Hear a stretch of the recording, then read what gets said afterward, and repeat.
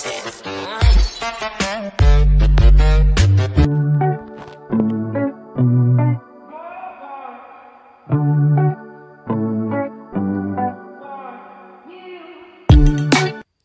Assalamualaikum warahmatullahi wabarakatuh. Bismillahirrahmanirrahim. Di sini saya akan menjelaskan sedikit materi tentang sumber-sumber hukum Islam yang muttafaq. Sumber hukum Islam muttafaq ialah sebuah bentuk dari sumber hukum agama Islam yang dimana akan dilakukan penyepakatan oleh seluruh elemen yang berasal dari agama Islam. Kemudian, contoh dari sumber-sumber hukum Islam muttafaq sendiri adalah Al-Quran, Al-Hadis, Ijma' dan Qiyas. 1. Al-Quran. Al-Quran adalah lafal berbahasa Arab yang diturunkan Allah Subhanahu wa Ta'ala kepada Nabi Muhammad SAW melalui perantara malaikat Jibril yang sampai kepada kita secara mutawatir dan yang membacanya merupakan ibadah. Dilihat dari kejelasan maknanya, ayat Al-Quran terbagi menjadi dua, yaitu 1. Ayat muhkamah, artinya ayat yang jelas maknanya, contohnya perintah sholat dan puasa. 2. Ayat mutasyabihat, artinya ayat yang tidak pasti arti dan maknanya sehingga dapat dipahami dengan beberapa kemungkinan. Misalnya, kata quru yang dapat berarti suci dan dapat berarti pula haid. Fungsi-fungsi dari Al-Quran: kasih sayang Allah terhadap umat, bukti suatu kebenaran, pembeda mana yang benar dan mana yang salah, pelajaran bagi manusia, obat untuk penyakit hati, penjelasan terhadap segala sesuatu yang disampaikan Allah, kabar gembira bagi orang-orang yang berbuat baik, memberikan penjelasan secara rinci, sumber kebijaksanaan, membenarkan isi kitab-kitab sebelumnya. 2. Al-Hadis.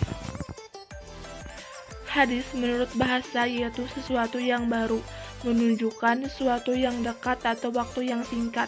Hadis juga berarti berita, yaitu sesuatu yang diberitakan, diperbincangkan, dan dipindahkan dari seorang kepada orang lain. Hadis menurut istilah syara ialah hal-hal yang datang dari Rasulullah SAW, baik itu ucapan, perbuatan, atau pengakuan takrir. Fungsi-fungsi Al-Hadis.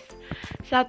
Menetapkan dan menguatkan hukum-hukum yang sudah ditetapkan oleh Al-Quran. Contoh, hadis tentang wajibnya sholat. 2. Memberikan penjelasan terhadap ketentuan Al-Quran yang masih umum. Contohnya, hadis tentang tata cara sholat dan haji. 3. Menetapkan hukum yang belum ditetapkan Al-Quran. Contohnya, mengawini perempuan sekaligus bibinya secara bersamaan. Macam-macam al-hadis. Dilihat dari segi bentuk, hadis terbagi menjadi hadis qauliyah atau ucapan, hadis fi'liyah atau perbuatan, dan hadis takririyah. Selain itu, hadis dilihat dari jumlah sanad dan rawinya terbagi menjadi hadis mutawatir, hadis masyhur, hadis ahad. Dari segi kualitas, hadis terbagi menjadi hadis sahih, hadis hasan, hadis dhaif, dan hadis maudhu. 3. Ijma. Secara etimologi, kata ijma merupakan masdar dari kata ajma'a yang artinya memutuskan dan menyepakati sesuatu. Ia juga berarti kesepakatan bulat atau konsensus. Macam-macam ijma dan tingkatannya. 1. Ijma syarih, yaitu ijma yang menampilkan pendapat setiap ulama secara jelas dan terbuka, baik melalui ucapan maupun perbuatan. Ijma syar'i ini menempati peringkat paling tinggi. Para ulama sepakat untuk menjadikan ijma syar'i ini sebagai hujjah syar'iyyah dalam penetapan hukum syara'. 2. Ijma sukuti, yaitu sebagian mujtahid mengatakan pendapatnya mengenai hukum suatu peristiwa melalui perkataan atau perbuatan, sedangkan mujtahid lainnya tidak memberikan tanggapan apakah ia memberikan atau menolak. Ijma sukuti ini bersifat zan dan tidak mengikat. 4. Qiyas. Dari segi bahasa, qiyas artinya mengukur, membandingkan sesuatu dengan yang semisalnya. Secara istilah, qiyas menurut Abu Jahra adalah menghubungkan sesuatu perkara yang tidak ada hukumnya dalam nas dengan perkataan lain yang ada nas hukumnya karena ada persamaan ilah. Rukun qiyas dan macam-macam qiyas. Rukun qiyas. Al-aslu, sesuatu yang sudah ada hukumnya dalam nas.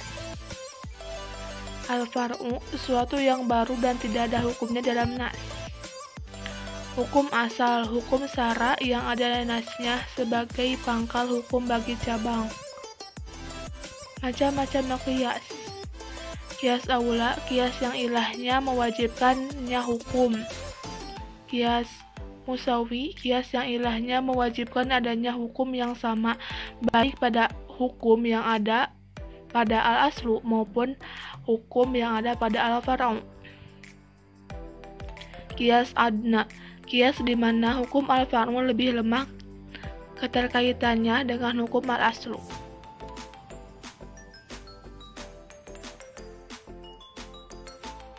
Mungkin sekian yang dapat saya sampaikan. Mohon maaf apabila ada kesalah penulisan dan pengucapan huruf. Assalamualaikum warahmatullahi wabarakatuh.